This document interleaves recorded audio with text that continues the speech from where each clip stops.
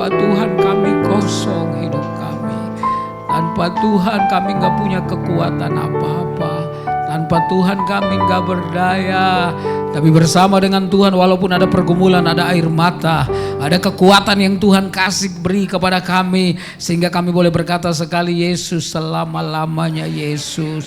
Kami gak mau beralih fokus perhatian kami kepada hal-hal duniawi. Semua yang ada di dalam dunia ini akan berakhir, selesai sampai di kuburan. Tapi apa yang kami buat untuk Tuhan diingat selama-lamanya. Karena itu kami berdoa, ibadah seperti ini bukan hanya merupakan sebuah rutinitas. Ibadah seperti ini bukan hanya merupakan sebuah kebiasaan yang baik, tapi ibadah seperti ini merupakan kebutuhan jiwa dan roh kami akan Tuhan. Sehingga kami berkobar-kobar dalam segala situasi dan kondisi. Karena kami tahu sayangnya Tuhan tak pernah berubah. Kasihnya Tuhan tak pernah berubah. Perbuatannya, kuasanya, mujizatnya masih tetap sama.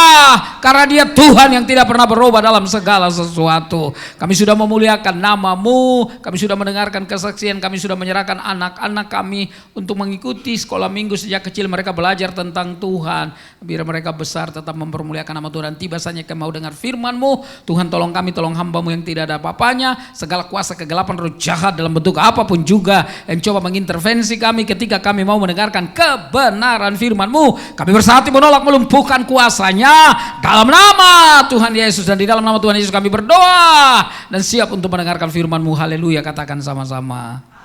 Amin. Puji Tuhan. Silakan duduk kembali. Salam. Saya akan baca firman Tuhan yang menjadi landasan pemberitaan firman Tuhan pada hari ini. Ya, temanya adalah fokusku Yesus, atau Yesus adalah fokusku. Fokusku Yesus. Yohanes, 1 Yohanes pasal yang pertama, ayat yang pertama sampai ayat yang keempat. 1 Yohanes pasal yang pertama, ayat pertama sampai ayat yang keempat. Alkitab berkata demikian, apa yang telah ada sejak semula, yang telah kami dengar, yang telah kami lihat dengan mata kami, yang telah kami saksikan dan yang telah kami raba dengan tangan kami tentang firman hidup, itulah yang kami tuliskan kepada kamu. Hidup itu telah dinyatakan dan kami telah melihatnya, dan sekarang kami bersaksi dan memberitakan kepada kamu tentang hidup kekal yang ada bersama-sama dengan Bapa dan yang telah dinyatakan kepada kami. Apa yang telah kami lihat dan yang telah kami dengar itu kami beritakan kepada kamu juga, supaya kamu pun beroleh persekutuan dengan kami. Dan persekutuan kami adalah persekutuan dengan Bapa dan dengan anaknya Yesus Kristus. Dan semuanya ini kami tuliskan kepada kamu supaya sukacita kami menjadi sempurna. Saudara-saudara yang terkasih, kita ada di masa-masa penantian pencurahan Roh Kudus, saudara, sebab hari Kamis tanggal 29 kita tahu di mana kenaikan Tuhan Yesus. 10 hari kemudian dari tanggal tersebut baru Roh Kudus dicurahkan. Ada 40 hari Yesus menampakkan diri kepada murid-murid berulang-ulang dalam 11 kali penampakan. Paling tidak kepada Petrus 3 kali penampakan. Kenapa? Karena Petrus ini sebenarnya dia seorang yang potensial atau dia berpotensi untuk menjadi pemimpin. Cuma karena dia ini, saudara yang terkasih, tidak membiarkan Yesus yang menguasai hidupnya, tapi dia coba menyatakan atau dia coba memamerkan kekuatannya. Ternyata dia, Petrus, bukan orang yang kuat, bukan orang yang hebat. Walaupun ketika perjamuan akhir, ya saudara yang terkasih, Yesus berkata malam hari ini kamu semua akan tergoncang imanmu. Lalu Petrus berkata, enggak, yang lain boleh lari. Saya masuk penjara mati sekalipun saya enggak akan lari. Tapi Yesus berkata, enggak Petrus, sebelum ayam berkokok engkau sudah menyangkal aku 3 kali. Lebih meyakinkan dia bilang sama Yesus, enggak, dia enggak mungkin melakukan itu, saudara.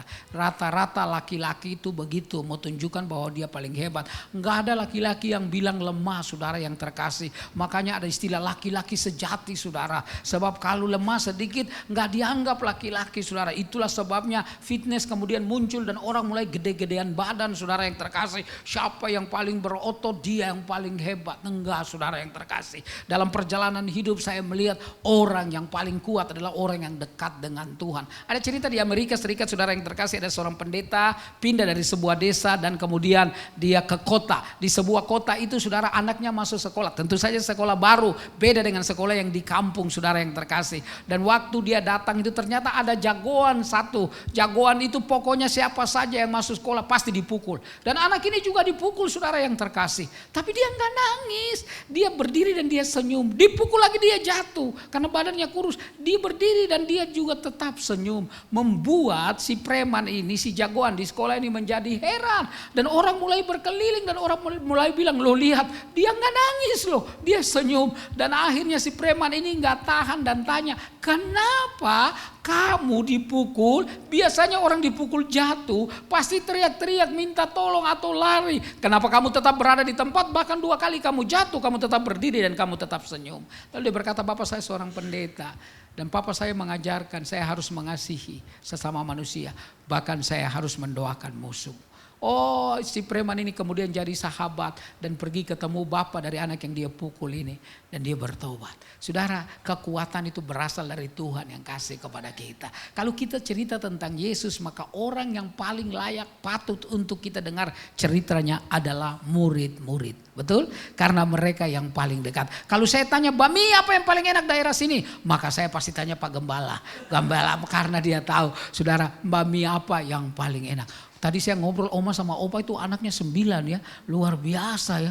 Kuat sekali ya oma ya, saudara yang terkasih. Oh, anak-anak sekarang aja melahirkan 1 aja udah capek, saudara. Orang zaman dulu itu kuat, saudara. Jadi kekuatan itu bukan karena sekolah, karena punya titel, enggak. Saya percaya karena oma opa di sini dekat, sayang banget sama Tuhan dan disayang sama Tuhan. Karena itu saudara-saudara yang terkasih, kalau tanya terhadap makanan yang enak pasti tanya orang-orang di GBI Jatinegara 56, saudara. Tapi kita kalau tanya siapa Yesus itu, yang sebenarnya tanya murid-murid, karena mereka bergaul 1 kali 24 jam dalam kurang lebih 3,5 tahun, dan mereka yang paling tahu. Yohanes menulis ini, saudara, dia berkata, "Apa yang telah ada sejak semula, yang telah kami dengar, yang telah kami melihat dengan mata kami, yang telah kami saksikan, yang telah kami raba dengan tangan kami." Oh, ini saksi kunci, saudara. Ini saksi kunci, dia melihat, mengalami, mendengar sendiri, saudara yang terkasih. Kalau orang tanya sama saya di pengadilan, "Bapak mengalami itu enggak?" "Ini istri saya yang cerita." "Udah Bapak pulang, istri Bapak aja yang kami panggil supaya jadi saksi." Nah, Yohanes ini dia cerita tentang sesuatu yang dulu mereka dengar, yang kemudian saudara sudah ada sejak semula yang mereka dengar, yang mereka lihat dengan mata kami, yang telah mereka saksikan, yang telah mereka raba dengan tangan. Itulah yang kami tuliskan kepada kamu. Menjadi menarik kalau bicara tentang murid-murid dalam hal mereka begitu egois. Dalam perkumpulan murid-murid yang 12 orang itu, wah, Yesus pusing juga itu ngajar mereka. Ini pemungut cukai, ini para nelayan, orang-orang yang sebenarnya nggak hebat-hebat banget, saudara yang terkasih. Tapi Yesus punya komitmen untuk kemudian melayani mereka 12 ini dengan penuh kasih, dengan penuh kuasa, dengan penuh disiplin. Karena akar kata dari disciple itu atau murid itu adalah disiplin. Jadi Yesus coba mendisiplin diri mereka, tapi nggak gampang, saudara. Yohanes sama Petrus itu beda perangainya. Kalau Petrus itu nggak bisa diam, dia ngomong terus. Kalau Anda kenal saya orangnya seperti itu, nggak bisa diam, saudara yang terkasih. Kalau saya diam 1 hari bisa panas tinggi, saudara. Saya senang ngobrol karena dengan ngobrol itu saya dapat pengetahuan, saya dengar orang cerita tentang apa yang dia sedang lakukan, saya bisa tahu prinsip hidupnya apa dan seterusnya. Yohanes kan nggak begitu. Yohanes itu lebih banyak diam. Dan dia diam dekat Yesus. Kita tahu 3 murid yang dekat sama Tuhan Yesus adalah 2 anak Zebedeus, yaitu Yakobus dan Yohanes, dan salah satunya Petrus. Saudara yang terkasih, dan Yohanes itu lebih banyak diam. Dan biasanya orang banyak diam itu lebih berhikmat. Orang kayak saya ini kadang-kadang suka banyak ngomong, suka banyak salahnya, saudara-saudara yang terkasih. Tapi orang yang banyak diam itu, makanya kalau di gereja diangkat penasihat itu biasanya orang tua. Kenapa? Dia lebih berhikmat. Kenapa? Karena punya banyak pengalaman, banyak makan asam, kecap, jeruk, pepaya, lemon dan sebagainya. Saudara, pokoknya dia lebih pengalaman dari yang muda-muda. Jadi saudara-saudara yang terkasih, Yohanes itu demikian. Nah murid-murid itu mereka pernah bertengkar siapa yang paling besar, siapa yang paling hebat. Yesus berkata enggak, siapa yang harus kalau mau jadi pemimpin dia harus jadi hamba. Siapa yang terkemuka dia harus ke belakang. Saudara, ini menunjukkan bahwa kepemimpinan Yesus, cara memimpin Yesus, cara Yesus memberikan contoh berbeda dengan pemimpin-pemimpin zaman sekarang. Kalau sekarang Anda makin top, Anda makin viral. Kalau Anda makin viral, makin punya banyak uang katanya. Belum tentu juga, banyak yang viral di penjara, banyak juga saudara yang terkasih. Tapi yang saya mau ngomong, Yesus sedang menunjukkan gaya kepemimpinan yang berbeda. Dengan kerendahan hati dia melayani, dengan menyangkal dirinya saudara yang terkasih. Saya dengan istri baru pulang dari Sydney saudara, dari Australia. Waktu Pasca Jumat Agung sampai Pasca kami kira-kira hampir 2 minggu di sana, 12 hari. Dan saudara-saudara yang terkasih, kami tinggal dengan ada orang Tionghoa dari Bandung saudara. Mereka sangat welcome dengan kami tinggal di rumahnya. 2 hari yang lalu saya WA-WAan sama istrinya dan dia foto ada anjing yang di rumah dititip sama orang, 2 ekor anjing gede-gede. Saya tanya berapa lama dititip? 3 minggu. Ih lama juga. Biasanya kan ada hotel anjing, tapi kalau hotel anjing itu mahal sekali Mbak. Karena itu dititip di rumah mereka. Saya bilang hebat juga ya. Bau banget. Tiap hari bau kata istrinya. Tapi saya bilang sama istri saya, lihat mereka tahu bahwa itu anjing bau. Mereka tahu bahwa mereka lebih repot. Tapi perhatian dan kasih mereka, pertolongan mereka lebih besar daripada kenyamanan mereka. Itu hebat saudara. Kekristenan itu harusnya begitu saudara. Kan lebih enak pagi-pagi makan bakso kan. Tapi Anda ke gereja itu hebat. Apalagi gado-gado bakso di sana enak tuh saudara yang terkasih. Ya saudara di tempatnya Pak Cecep bergereja saudara yang terkasih. Bapak Ibu yang terkasih di dalam Tuhan. Tapi kita datang ke gereja kenapa? Karena kasih kita kepada Tuhan lebih besar dari rasa lapar kita. Lebih besar dari keinginan-keinginan yang lain saudara yang terkasih. Tadi Bapak bersaksi nyanyi, wah saya neteskan air mata itu. Udah berumur saudara yang terkasih, sudah tua, mau nyanyi yang terbaik untuk Tuhan yang dia lakukan itu. Saudara-saudara yang terkasih, jadi saya mau bilang begini, hidup ini sebenarnya Tuhan pengen supaya fokus kita jangan bergeser, tetap ke dia. Yohanes dalam masa tua dia mau berkata begini, fokus saya nggak mau ke lain, fokus saya kepada Yesus. Saya nggak lagi mempertengkarkan atau kami nggak lagi mempertengkarkan siapa yang paling hebat di antara kami. Kalau saudara melihat saudara kehidupan Yesus, kehidupan murid-murid, begitu kebangkitan Yesus, begitu saudara-saudara yang terkasih Yesus menampakkan diri, lalu dia naik ke surga, lalu dia mencurahkan Rohnya Kudus, mereka menjadi berbeda sama sekali. Sekarang di antara mereka nggak lagi fokusnya untuk diri. Petrus nggak bilang begini, oh saya juga hebat, kami bertiga ini hebat, kalian apalah yang 9 orang itu, kami hebat apalagi Yudas. Saudara enggak, Petrus pernah lemah, Petrus pernah menyangkal Yesus saudara-saudara yang terkasih. Tetapi itu sebelum kebangkitan. Begitu kebangkitan ditambah dengan pencurahan Roh Kudus yang mendiami mereka, lalu mereka menjadi orang-orang yang hebat. Petrus sekali dia berkhotbah, ribuan orang bertobat, luar biasa. Ini pengkhotbah terbesar saudara yang terkasih. Bahkan Bapak Ibu yang terkasih, waktu mereka mau ke bait Allah dan ada seorang yang menengadakan tangannya, dia menatap Petrus dan Yohanes, memohon, dia berharap mendapatkan sesuatu. Tapi Petrus dan Yohanes berkata, tataplah kami, emas dan perak kami tidak punya, tapi apa yang kami punya kami beri kepadamu. Dalam nama Yesus orang Nazaret itu, berjalanlah. Dan orang itu bangkit berdiri dan berjalan. Saudara tahu berapa lama dia sudah lumpuh? 40 tahun. Itulah sebabnya saya percaya bahwa semua orang diberi kuasa asal dekat dan fokus kepada Tuhan. Kita semua bisa dipakai. Tidak ada orang yang tidak bisa dipakai oleh Tuhan. Nggak ada. Saya pulang dari Solo kira-kira seminggu yang lalu, saudara. Minggu lalu, saudara-saudara yang terkasih. Saya pulang dari Solo, Bapak Ibu, perjalanan saya waktu itu agak panjang karena ke Lampung hari Sabtu, khotbah di Lampung Rayon 17. Saudara di GBI Lampung ke Metro, dan kemudian saya pulang harusnya hari Senin, tapi Senin ditahan lagi khotbah di ibu-ibu, saudara, dan Selasa saya pulang ke Jakarta, nggak pulang ke rumah, cuma tukar koper aja di bandara, saudara-saudara yang terkasih. Lalu saya terbang lagi ke Solo dan pelayanan atau kami lihat satu camp, satu tempat di mana kami mau buat tanah itu membuat acara camp tapi camp Kristen saudara yang terkasih, yang kami punya cirinya adalah konselor itu 24 jam dia mendampingi teman-teman yang ada di anak-anak muda yang ada di dalam tenda itu. Jadi ngobrol apa saja sampai mereka kemudian dilayani secara baik. Itu kadang kita perbaiki. Dan saya ingat tahun 83 saya masuk sekolah teologi, saudara, istri saya ini adik kelas saya tahun 85, jadi saya dapat daun muda, saudara-saudara yang terkasih. Nah Bapak Ibu yang terkasih di dalam Tuhan, saya di Jogja kuliah buka pelayanan di Solo di perumahan Abang Beca. Nah kami selalu dengan kakak kelas saya taruh sepeda di satu gereja, lalu kami pergi ke perumahan Abang Beca itu, saudara-saudara yang terkasih. Lalu kami naik beca dan bapak ini namanya Pak Walidi. Dan waktu dia antar, dia selalu antar juga kami pulang. Dan dijemput kami dan antar kami pulang. Setiap hari Jumat kami ke tempat itu. Perumahan Abang Beca yang tidak terlalu besar, hanya sekitar 50-60 perumahan, saudara yang terkasih. Bangunannya BTN, bangunan tanpa nama, saudara-saudara yang terkasih dalam Tuhan.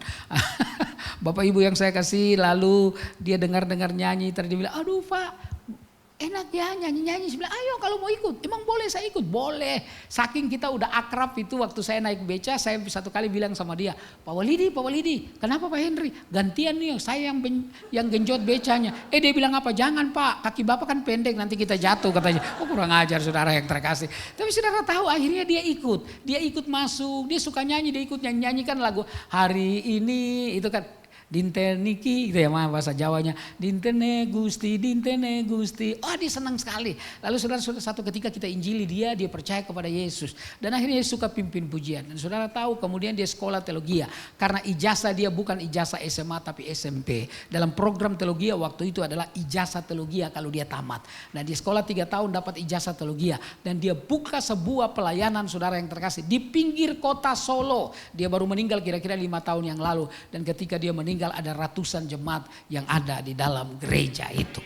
Ya saya mau berkata, kalau fokusnya kepada Tuhan, Tuhan bisa pakai kita semua. Kita tidak boleh fokus lebih ke tempat yang lain. Puji Tuhan, kalau Anda punya pekerjaan, jangan sekali-kali Anda bilang, wah Pak Henry bilang semua fokus kepada Tuhan, berarti nggak boleh kerja dong, nggak boleh dagang. Oh enggak. Saya dulu tinggal dengan orang Tionghoa, biasa dagang. Dan kalau nggak punya uang itu sakit banget, saudara. Nggak punya uang itu sakit banget. Hidup mesti kerja keras, hidup mesti rajin, saudara. Orang kalau nggak rajin pasti miskin. Rajin, saudara, rajin, bersungguh-sungguh, jujur, berdoa pasti kalau anak-anak Tuhan. Dan lakukan itu, dan saya percaya Tuhan bisa memberkati kita. Saudara, saya ingat seorang pendeta pernah cerita jemaatnya dia, kalau hari Minggu nggak pernah tutup tokonya, karena di Mangga 2 itu yang nggak pernah bertambah mangganya, saudara yang terkasih, itu selalu kalau hari Minggu laku banget. Jadi dia kalau mau ke gereja dia rasa rugi, saudara, karena itu hari Minggu dia nggak ke gereja. Bahkan kalau dia ke gereja dia buru-buru udah ke toko, pikirannya waktu lagi ibadah fokusnya udah ke toko. Aduh,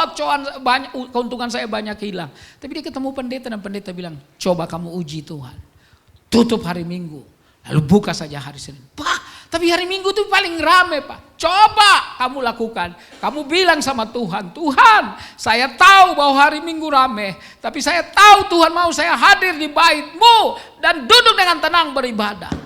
Dan saudara yang terkasih, dia bersaksi kemudian ketika dia buka hari Senin 2 kali lipat rame dari hari Minggu ketika dia buka. Kenapa? Kalau kita utamakan Tuhan, Tuhan yang memerintahkan berkat itu datang sama kita. Karena itu Bapak Ibu yang saya kasihi di dalam Tuhan, Yohanes sekarang mau fokus sama Yesus, enggak lain. Kenapa? Itu pertanyaannya. Kenapa fokus sama Yesus? Kenapa bukan hal yang lain? Karena hal yang lain di dalam dunia ini akan berakhir, saudara yang terkasih. Cuma sampai di kuburan dan selesai. Air yang ada di tangan saya ini kalau saya minum dia, lama-lama dia berakhir.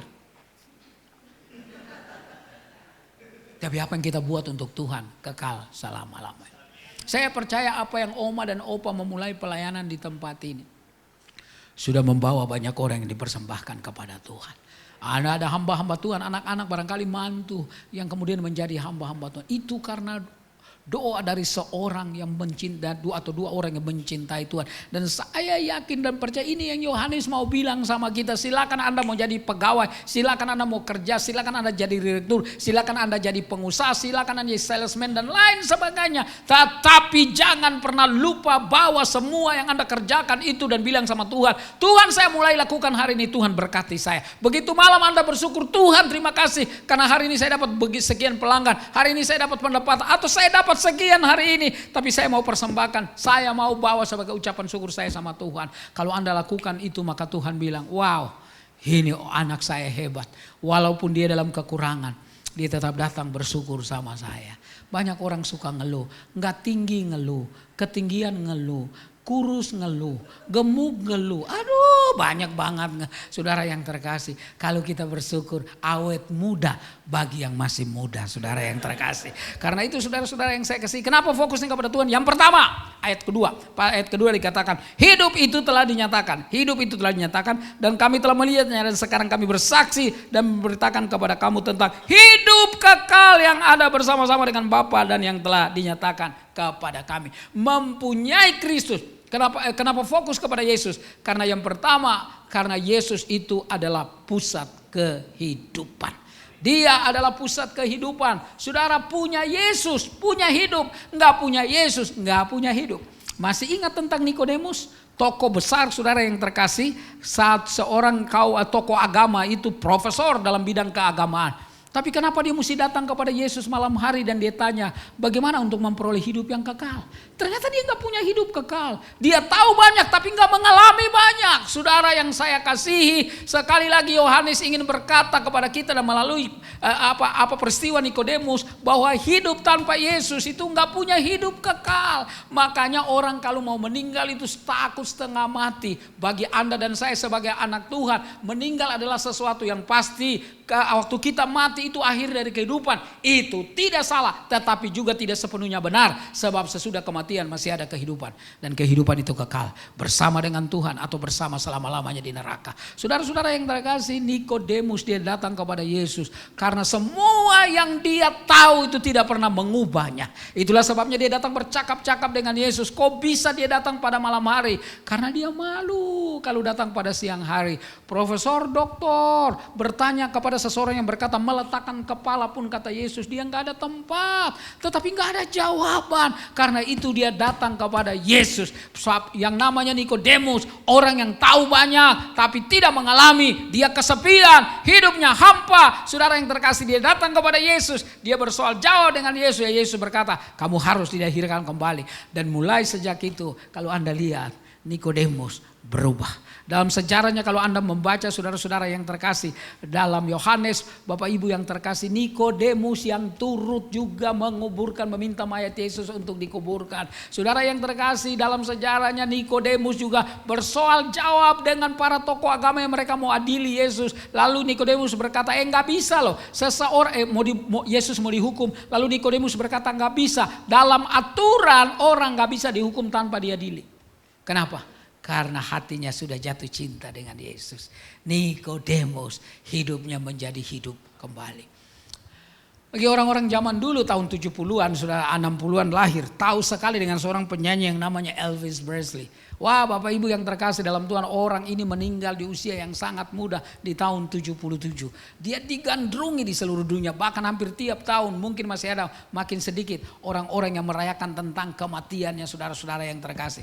Elvis Presley zaman itu, saudara yang terkasih, dia penyanyi yang sangat terkenal di seluruh dunia, saudara yang terkasih. Dia kalau nyanyi orang, "Are you lonesome tonight?" Wah, itu orang semua tepuk tangan. Saya masih ingat sejarah karena saya favorit dia, saya punya buku sejarahnya Elvis Presley, saudara yang terkasih. Dia kalau berkeringat, dia hapus keringatnya dengan sapu tangan, dia buang sapu tangan. Itu wanita-wanita bisa jambakan karena berebutan sapu tangannya. Karena itu saudara-saudara yang terkasih dalam Tuhan, polisi nggak bawa pistol, polisi nggak bawa pentungan, polisi bawa gunting, saudara. Kalau dua orang wanita berebutan, sapu tangannya jadi dua bagian. Kalau empat jadi bagian, kecil-kecil bagiannya yang bekas keringatnya Elvis Presley. Mereka berebutan. Saya bayangkan kalau saya khotbah lalu saya berkeringat, saya buang begini. Saya yang dibuang oleh Anda, saudara yang terkasih. Tapi kenapa? Dia top banget. Bahkan dia itu hatinya sangat murah. Tapi Anda tahu dia nggak punya Yesus di dalamnya. Karena itu hatinya kosong. Ketika muncul 4 pemuda dari London yang namanya The Beatles itu. Lalu Elvis Presley mulai cemburu. Waktu mereka mulai nyanyi di TV, Elvis mulai ambil pistolnya. Dan dia tembak saudara yang terkasih televisi itu. Habis itu dia suruh ganti. Ini orang bodoh ini. Udah tembak suruh ganti lagi saudara yang terkasih.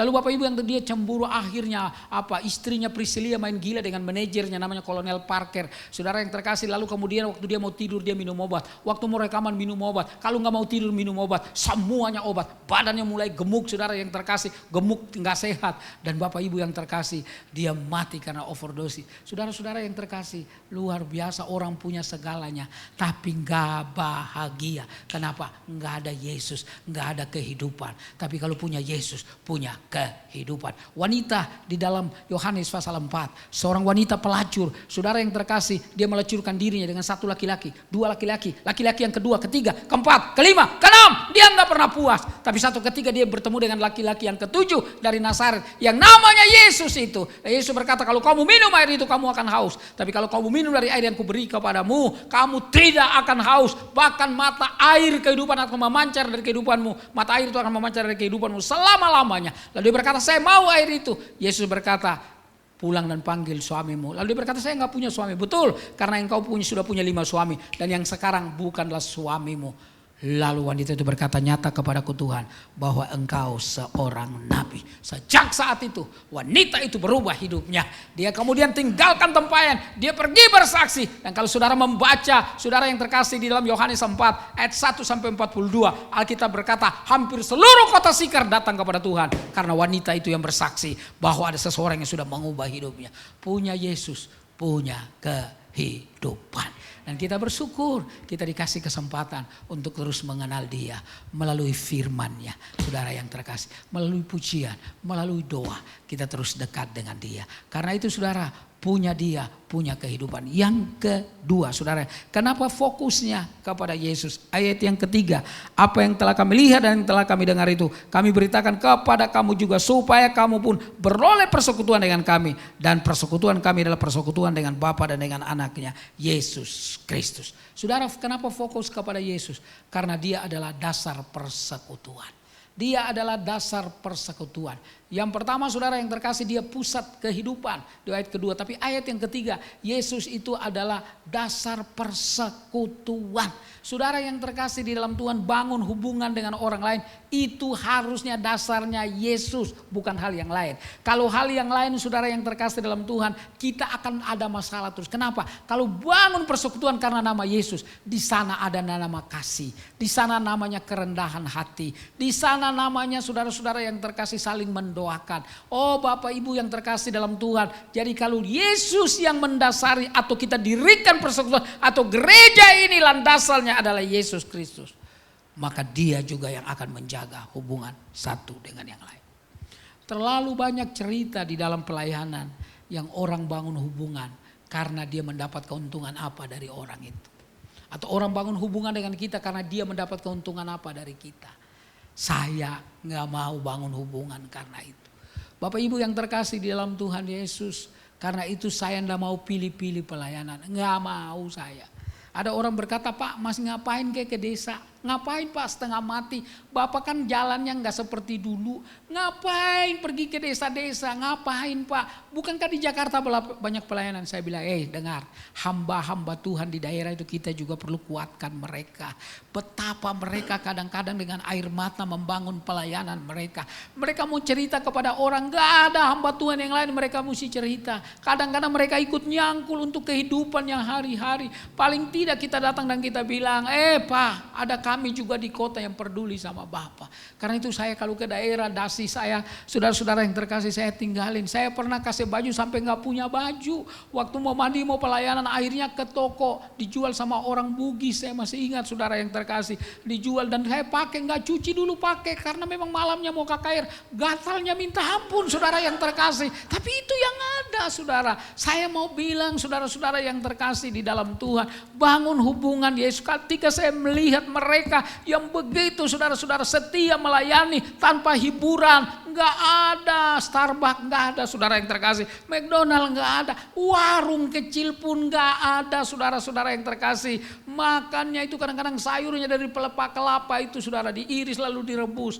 Wah susah sekali. Tapi apakah saya bilang kalau begitu saya mau pulang aja, ngapain pelayan? Enggak. Saya bilang Tuhan kasih saya supaya saya tetap melayani dengan sungguh-sungguh, karena saya tahu saya berhubungan dengan mereka, karena mereka punya Yesus, saya punya Yesus.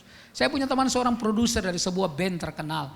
Dia suka sponsor saya, dukung saya dalam pelayanan ke daerah. Saudara, tapi satu ketika dia telepon saya, dia bilang, Pak Henry minta maaf Pak. Dalam beberapa bulan mungkin 1 tahun ini saya belum bisa dukung Bapak untuk pelayanan ke daerah. Oh iya gak apa-apa, bukan apa-apa Pak, bisnis saya lagi agak goncang. Saya bilang sama dia, bro dengar ya, saya berhubungan dengan you itu bukan karena semata-mata you bisa tolong saya. Saya berhubungan dengan you karena you punya Yesus, saya punya Yesus. Kita itu saudara. Dia bilang, Pak saya mau ketemu Bapak, kita makan besok. Saya ketemu dia, saya doain dia, nangis. Dia cerita beberapa masalah, saya doain dia. Saudara-saudara yang terkasih, sekarang bisnisnya sudah pulih kembali. Anda tahu akibatnya apa ya? Saya gak usah cerita saudara-saudara yang terkasih. Tapi Bapak Ibu yang terkasih dalam Tuhan, maksud saya bangun hubungan karena itu. Saudara yang terkasih, jangan karena hal yang lain. Nanti kita pilih-pilih pelayanan. Saya suka bilang teman-teman, mereka suka tanya, Pak kalau Bapak khotbah di sana berapa? Aduh jangan deh, jangan lihat itu saudara. Jangan sampai Anda karena kejar itu Anda kecewa. Saya bilang kalau saya itu saya jadi pengusaha supaya untung rugi kan hitungannya sudah. Pelayanan gak boleh begitu. Bahkan saudara-saudara yang terkasih di dalam Tuhan, kadang-kadang saya dalam pelayanan saya bisa kembalikan persembahannya. Di sini enggak, besar juga soalnya saudara yang terkasih. Bapak Ibu yang terkasih di dalam Tuhan, nggak dengar ya saudara yang terkasih dalam Tuhan. Jadi bangun persekutuan karena itu, karena kita punya Yesus. Kalau Anda punya Yesus nggak ada lagi mau bukan dasar Jawa, dasar Ambon, dasar Manado, dasar Papua, dasar Cina, enggak. Kita semua bersaudara. Kita semua bersaudara. Anda punya Yesus, saya punya Yesus. Ayo kita sama-sama. Bagian kita beda-beda, enggak apa-apa. Usah hebat-hebatan saudara yang terkasih. Teman saya hamba Tuhan cerita, dia ketemu satu pendeta. Lalu pendeta itu tanya, jam kamu berapa? Teman saya bilang 2 juta. Murah sekali. Jam itu kayak saya begini loh, 20 juta. Saya punya ada yang 50 juta. Lalu teman saya yang pendeta tanya sama pendeta ini, jam yang Bapak yang 20 juta sekarang ini jam berapa? Jam 10. Ini juga jam 10 yang 2 juta. Sama aja terus mau ngapain saudara yang terkasih. Nggak usah pamer-pamer bangga-bangga. Enggak. Sejak kita percaya kepada Yesus, maka bangga diri itu harusnya sudah ditinggal. Yesus yang menjadi fokus, bukan yang lain, saudara yang terkasih. Kalau begini Anda akan bingung. Saya suka bilang kalau Anda dalam pelayanan Anda lihat gitu, pasti Anda nggak mau pilih-pilih gereja yang kecil. Pasti. Saya pernah khotbah di Tanjung Priuk, saudara, peti kemas, perusahaan peti kemas itu. Saudara, saya lagi duduk ini pemimpin pujiannya mimpi kalau tadi mimpin ini kan semangat banget, mantap si Cili. Saudara-saudara yang terkasih, ini nggak, mereka nggak bersemangat. Saya kaget kenapa begitu saya maju, ternyata cuma 2 orang jemaatnya. Saya cuma 2 orang. Saya nggak tinggal di atas begini, saya turun ke bawah dan saya khotbah di depan 2 orang itu. Ya saya bilang, semangat ya, semangat saya bilang sama mereka saudara yang terkasih. Saudara, kenapa demikian? Teman-teman yang terkasih di dalam Tuhan, ya karena pelayanan itu bukan Anda sungguh-sungguh atau tidak karena banyak orang atau tidak banyak orang, enggak. Tapi Anda sedang bangun atau Anda sedang memperlihatkan kepada Tuhan bahwa Anda mau beri yang terbaik. Saya cerita sejarah, dalam sejarah saudara yang terkasih penginjilan sedunia dan sejarah misiologi. Saudara-saudara yang terkasih dalam Tuhan, satu kali di Inggris ada seorang pendeta yang ditanya sama wartawan penulis Kristen, Pak sudah berapa lama Bapak melayani di gereja ini jadi gembala? Dia bilang, seingat saya sudah 10 tahun. Dalam 10 tahun sudah berapa orang baru yang betul-betul belum bergereja. Lalu kemudian Bapak menangkan dan ada di sini. Dia bilang, dipikir-pikir dan berkata, seingat saya dalam 10 tahun ini. Hanya ada seorang wanita remaja yang saya layani dia belum percaya Yesus.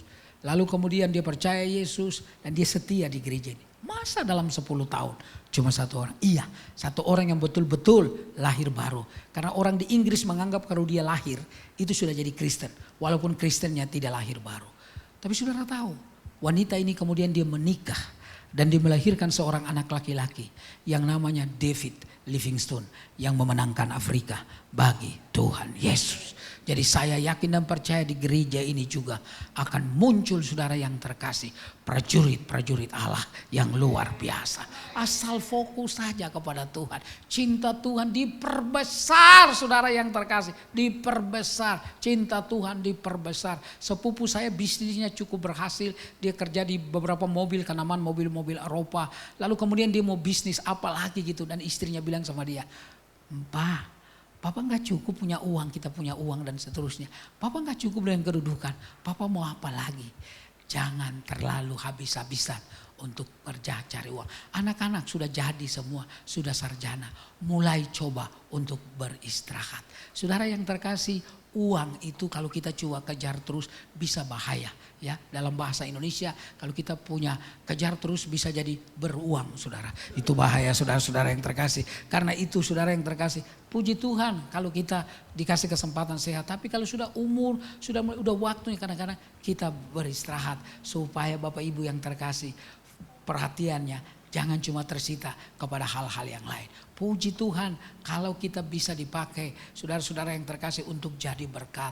Tapi jangan sampai sekali lagi segala tarikan-tarikan dunia ini. Sekali lagi saya nggak anti sama orang sekolah, saya nggak anti sama orang pintar, saya nggak anti sama orang kaya. Saudara-saudara, yang saya maksudkan semua kepintaran, semua kekayaan kita persembahkan juga untuk kemuliaan nama Tuhan. Yang terakhir Pak Gembala, saya minta izin ya.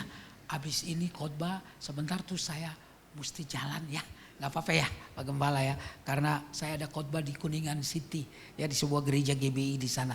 Saudara-saudara yang terkasih di dalam Tuhan. Yang terakhir ayat 4. Dan semuanya ini kami tuliskan kepada kamu supaya sukacita kami menjadi sempurna. Yesus adalah pusat hidup. Kenapa fokusnya kepada Yesus? Karena Yesus adalah pusat hidup. Kenapa fokusnya kepada Yesus? Karena Yesus adalah dasar persekutuan. Kenapa fokusnya kepada Yesus? Karena Yesus adalah sumber sukacita. Punya Yesus, punya sukacita. Enggak punya Yesus, enggak ada sukacita. Karena itu Bapak Ibu yang terkasih dalam Tuhan, mari tetap bangun hubungan sama Yesus. Karena dialah pemberi sukacita kita. Satu kali saya dengan Pak Tohab Sihotang, yang ya almarhum, yang Tommy Sihotang punya adik. Dia seorang hamba Tuhan, sudah meninggal beberapa waktu yang lalu. Pernah kami pergi ke NTT, 4 malam, dia KKR 2 malam, saya pimpin 2 malam. Dan siang harinya ada aksi sosial, yaitu bagi-bagi sembako tapi juga cek kesehatan. Karena ada sekitar 3-4 dokter yang dibawa oleh yayasan yang undang saya juga waktu itu. Dan saudara-saudara yang terkasih di dalam Tuhan, mereka biasanya berobat dulu. Sesudah mereka berobat, mereka masuk di bilik kami untuk di counseling. Mereka minta didoakan. Lalu saya kedatangan dari beberapa tamu, ada puluhan orang tiap hari. Dan beberapa tamu itu ada seorang bapak, umurnya sekitar 40 sekian tahun. Dia masuk dan ketika dia masuk di bilik saya itu yang cuma ditutup pakai saudara kain. Itu banyak lalat yang ikutin dia. Dan bau yang luar biasa menyengat. Bau seperti saudara yang terkasih, bau busuk. Dan ketika muka saya agak berubah. Dia berkata, Bapak bau ya? Saya bilang, iya, dari mana itu bau? Lalu dia angkat celana yang pendek itu, saudara yang terkasih, dia singkap sedikit. Dan disitulah lukanya saudara, menganga. Maaf, di pinggirnya ada nanah saudara yang terkasih. Dan saya bilang, Pak, kenapa luka itu? Oh ya, saya jatuh waktu itu, kena batu. Loh, kenapa gak berobat? Sudah berobat Bapak. Sudah berapa lama? Sudah 3 bulan, kok gak sembuh-sembuh? Lalu dia berkata, Bapak, saya tiap hari keliling ke kebun-kebun. Saya tiap hari turun ke danau, ke kali. Saya tiap hari naik ke bukit-bukit. Saya bilang, buat apa? Ketemu dengan bapak-bapak, ibu-ibu yang sedang bertani. Untuk apa? Saya menginjili mereka Bapak. Saya cerita tentang Yesus adalah juru selamat. Pak, Bu, teman-teman, saya seperti ditampar. Kita punya banyak fasilitas di Jakarta. Tapi seringkali kita diam-diam. Kita gak ngomong, gak bersaksi tentang Yesus. Dia punya alasan untuk di rumah. Dia punya alasan untuk duduk saja. Dia punya alasan untuk tidur-tiduran. Tapi enggak saudara. Dia datang dan bersaksi walaupun lukanya lebih lama akan sembuh. Tapi bagi dia orang mendengar tentang Yesus sebagai juru selamat itu penting dan harus. Karena dia tahu bahwa memiliki Yesus itu memiliki sukacita. Sehingga walaupun dia dalam kesakitan, sukacitanya enggak terpenjarakan. Teman-teman musik bisa main ke depan. Saudara-saudara yang terkasih dalam Tuhan, Paulus adalah seorang yang luar biasa. Dia menulis hampir sebagian besar perjanjian baru. Dan kalau saudara membaca di Filipi yang 4 pasal itu, yang kalau Anda baca dengan kecepatan normal tidak sampai 10 menit, saudara, Filipi itu sudah selesai. Tapi saudara kalau membaca di surat Filipi 4 pasal itu, ada kurang lebih 15 sampai 16 kali kata sukacita. Kok bisa orang ada di dalam penjara, tapi orang bisa di dalam penjara, tapi kenapa bisa bersukacita? Karena sukacita Paulus gak pernah dipenjarakan. Sukacitanya berasal dari Tuhan. Haleluya. Tunduk kepala saudara yang terkasih. Terima kasih Tuhan. Ya. Haleluya. Terima kasih. Saat tiada jalan. Amin. Hadapi persoalan, Yesus ada di sana. Yesus ada di sana dan memberiku jawab. Pahitnya kenyataan, pahitnya kenyataan, dan tak mampu bertahan, dan tak mampu bertahan. Yesus ada di sana, Yesus ada di, amin, dan memberiku jawaban. Hanya nama Yesus, hanya nama Yesus,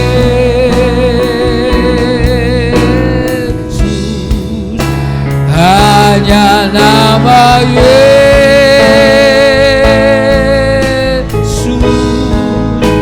berikan ku pengharapan.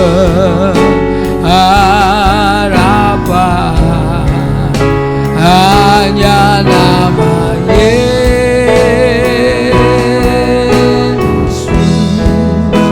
hanya nama Yesus,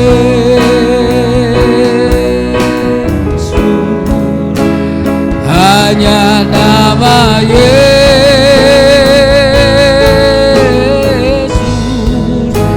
berikan ku kepastian. Musik saja mainkan lagu ini. Sambil duduk kepala saudara, dengar baik-baik.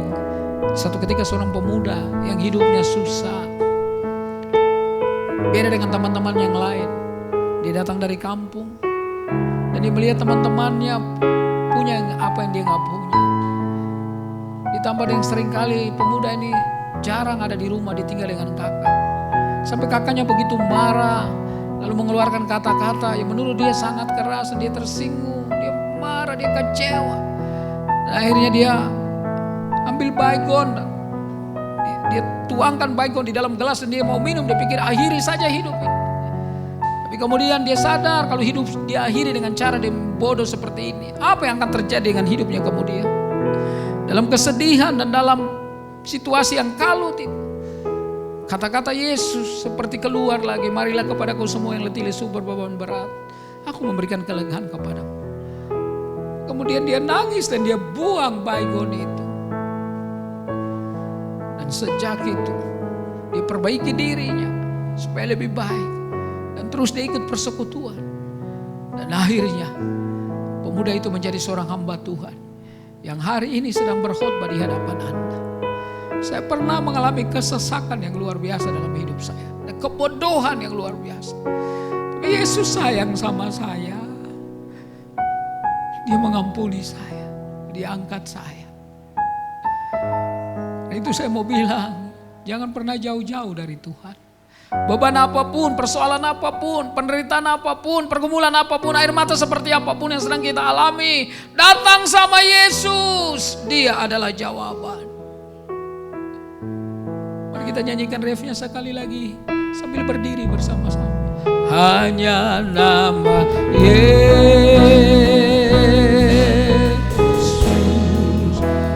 hanya nama Yesus, hanya nama Yesus.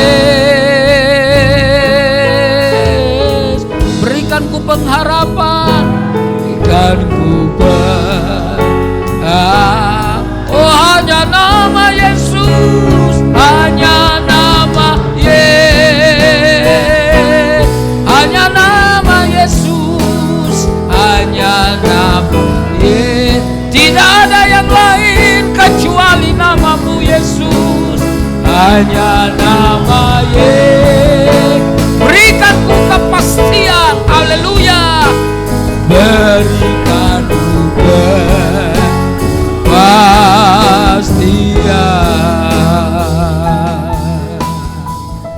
Bapak, hari ini kami diajarkan supaya fokus kami kepada Yesus lebih maksimal daripada fokus kami kepada hal-hal yang lain.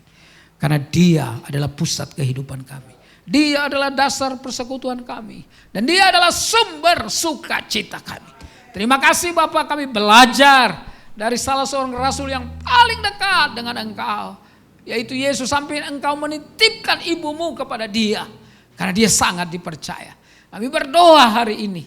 Kami boleh sibuk sebagai pengusaha. Kami boleh sibuk sebagai apa saja pekerjaan kami. Kami boleh sibuk sebagai mahasiswa. Kami boleh sibuk dalam dunia perdagangan. Oh, kami boleh sibuk di dalam urusan pekerjaan kami. Tapi ingatkan kami, supaya kami jangan lupa fokus kami kepada Yesus. Karena Dia yang memelihara hidup kami. Bahkan Dia yang menyiapkan tempat bagi kami selama-lamanya. Haleluya, haleluya, haleluya. Yesus, Engkau baik. Hamba berdoa untuk setiap keluarga di tempat ini. Setiap bapak-bapak, setiap ibu-ibu, setiap anak muda, setiap keluarga muda. Dalam nama Yesus, supaya kebanggaan kami terhadap Engkau jauh lebih besar daripada kebanggaan kami terhadap hal-hal yang lain. Karena semua hal-hal yang lain adalah dalam dunia ini yang berkilau, yang dikagumi seperti apapun, berakhirnya hanya sampai di kuburan saja. Tapi apa yang kami buat untuk Yesus diingat selama-lamanya. Terima kasih, berkati gereja ini dalam nama Bapa, Anak dan Roh Kudus.